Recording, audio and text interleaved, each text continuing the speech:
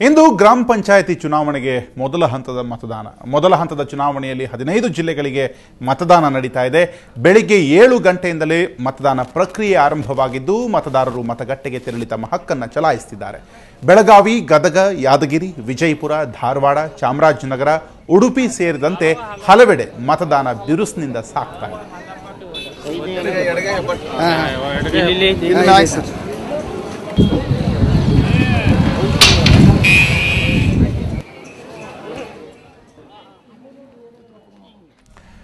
ಇನ್ನು ಸಚಿವ ಅಂಬರೀಶ್ ತಮ್ಮ ಹುಟ್ಟೂರು ಮದ್ದೂರು ತಾಲೂಕಿನ ದೊಡ್ಡ ಅರಸಿನಕೆರೆಯಲ್ಲಿ ತಮ್ಮ ಹಕ್ಕನ್ನು ಚಲಾಯಿಸಿ ಗಮನ ಸೆಳೆದರು.